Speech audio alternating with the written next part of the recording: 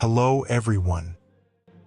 Los Angeles, the dazzling city that never sleeps, suddenly turned into a nightmare.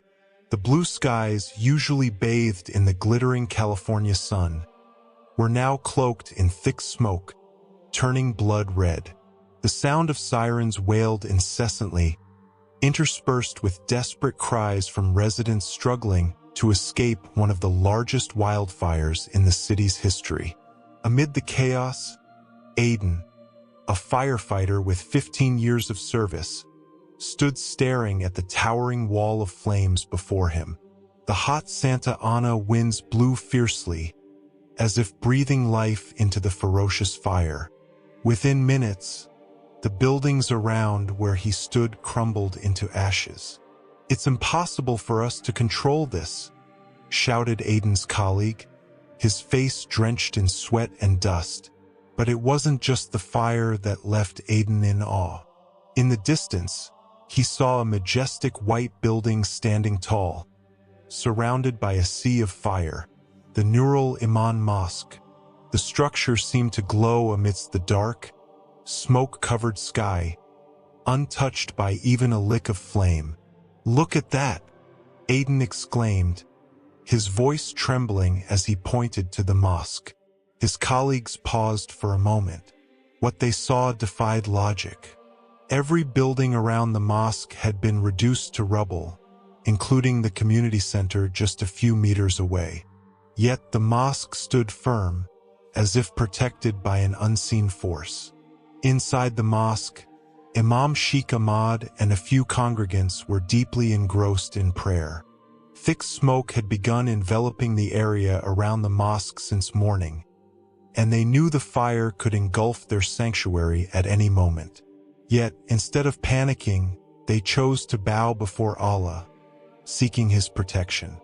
"Allah is the ultimate protector," Sheikh Ahmad said calmly to the anxious congregants. "If we place our trust in Him, nothing can harm us without His permission." Outside, the fire crept closer, consuming everything in its path. Some congregants, unable to evacuate in time, could only surrender to fate. But from the mosque's windows, they witnessed something extraordinary. When the fire reached the mosque's grounds, the winds suddenly swirled in a strange way, forming an invisible barrier around the building. The flames never touched the mosque's walls. Elsewhere in the city, Maria, a local journalist, heard bizarre reports about a mosque that had survived in the midst of the inferno. Maria was not one to believe in mystical phenomena, but her curiosity drove her to investigate. "I need to see it for myself," she muttered, adjusting her camera as she headed toward the location. When Maria arrived, she was stunned. The mosque was completely intact. Even the white paint on its walls remained pristine, a stark contrast to the blackened ashes covering the surrounding ground. She approached one of the firefighters. "What happened here?" she asked. The firefighter shook his head, glancing at the mosque. "I don't know. We saw the fire stop as if something was blocking it. I've been doing this job for years, but I've never seen anything like this." Maria switched on her camera, beginning to document the miracle. Through her lens, she realized that the story of this white mosque wasn't just about a fire. It was about something much greater, about faith, prayer, and an invisible force that defied logic. Maria couldn't stop thinking about the extraordinary sight she had just witnessed. That night, she sat in her car, replaying the video of the white mosque that remained intact amidst the devastation. In the footage, the mosque seemed to glow, standing in stark contrast to the blackened landscape and ruins surrounding it. "Is this just a coincidence?" she murmured, trying to find a logical explanation. As a journalist who prioritized facts, Maria was used to uncovering the truth. But this time, what she had witnessed felt beyond human comprehension. Determined to uncover more, She resolved to return to the mosque the next morning to gather first-hand accounts from the witnesses. The following morning, Maria arrived at the mosque, now the center of attention. Local residents, firefighters, and journalists from various outlets had gathered in its courtyard. In front of the crowd, Imam Sheikh Ahmad stood calmly, recounting the events. When the fire came, all we could do was surrender to Allah. We had no fire extinguishers, no help, just prayer. We continued reciting verses from the Quran. Seeking protection from the Almighty, Sheikh Ahmad said, his voice soft but filled with conviction. Maria approached one of the congregants who still seemed awestruck. His name was Karim, a volunteer who regularly assisted with activities at the mosque. We thought it was the end. The smoke was so thick, the fire so close. But somehow the fire stopped at the mosque's courtyard. It was as if there was an invisible wall protecting us, Karim explained. Maria carefully noted down every word, but her mind swirled with questions. How is this possible? What really happened here? Meanwhile, Aiden, the firefighter who had been the first to witness the mosque's miraculous survival, couldn't shake the memory either. After his shift, he visited the mosque, hoping to speak directly with those who had been there. This is the first time I've ever felt small, Aiden admitted to Sheikh Ahmad when they met inside the mosque. I've always believed in science, in logical explanations, but this can't be explained. Sheikh Ahmad smiled gently. Sometimes, Allah's power transcends human logic. Perhaps this is his way of reminding us that there's something greater than ourselves. Aiden nodded, still grappling with the Imam's words. He looked around the mosque, taking in its details. The white dome towering above, the pristine walls without a single stain, and the neatly arranged Qurans on the shelves. It all looked as though untouched, despite the raging inferno that had engulfed the area. But it wasn't just those at the mosque who were affected by this event. News of the White Mosque surviving the flames spread quickly, even reaching international audiences. Major media outlets began covering the miracle, dubbing it a light in the darkness. On social media platforms, photos and videos of the mosque went viral. Many praised the event as a sign of God's power, while others questioned how such a phenomenon could occur.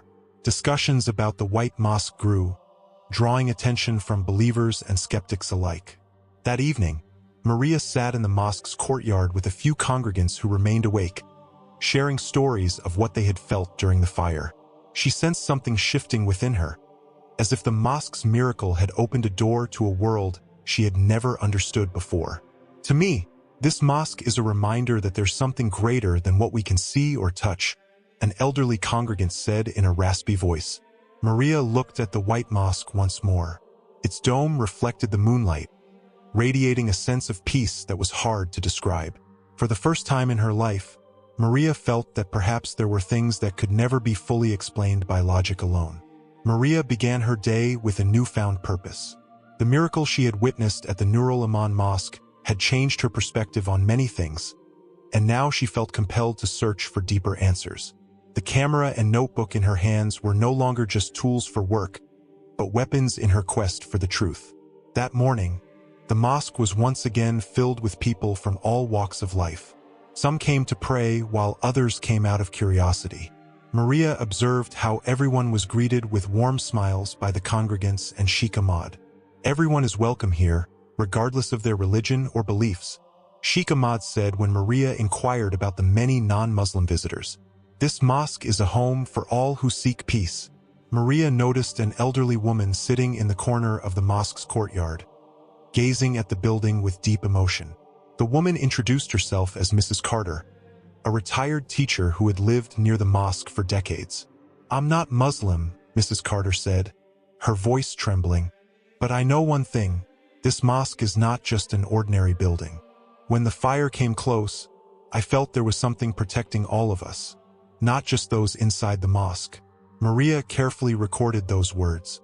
This miracle wasn't just about the mosque surviving the fire, but about how the mosque brought a sense of safety and peace to everyone around it. regardless of their differences. Meanwhile, Aiden returned to the mosque with a small group of fellow firefighters. They were the same colleagues who had witnessed the miracle that night. One of them, a young man named Ryan, seemed deeply affected. "Since that night, I feel like something is missing in my life," Ryan said to Sheikh Ahmad. "I don't know what it is, but I want to learn more." Sheikh Ahmad welcomed them with a warm smile. He explained that the mosque wasn't just a place of worship, but also a place to share knowledge and wisdom. "The fire may have been a test, but it is also a lesson for all of us," Sheikh Ahmad said. Aiden, usually skeptical of spiritual matters, began to feel something different. "For years I've been putting out fires, thinking we could control everything. But that night, I realized there is a power much greater than us." Elsewhere, Maria decided to meet with a wildfire expert to get a scientific explanation. Dr. Nathan Harris, a researcher at the University of California, had studied wildfire patterns in Los Angeles for years. "Theoretically, there's no scientific reason why the mosque remained intact," Dr. Harris said as he examined Maria's photos. "The Santa Ana winds should have pushed the fire straight toward the mosque. All the buildings around it burned, but the mosque, it's like there was a barrier protecting it."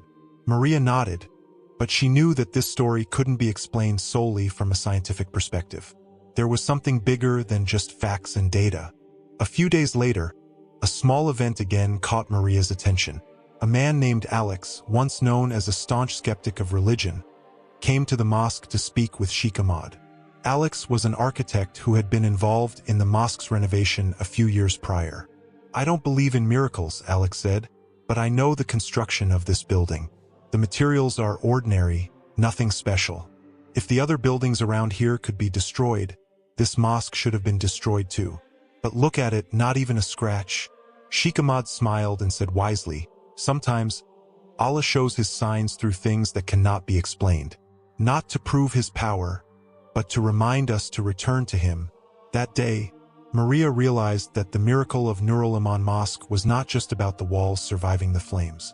The miracle was how this mosque inspired those around it, both the believers and the skeptics, to reflect on life, the power of prayer, and the greatness of the Creator. Maria gazed at the mosque's glowing dome under the afternoon sun. She knew her search was not over. But one thing was clear to her. This mosque was a sign, not only for Muslims but for all of humanity. A sign that hope, faith, and unity could emerge even in the greatest of tragedies. Where there is the fire of destruction, there Allah can ignite the light of hope.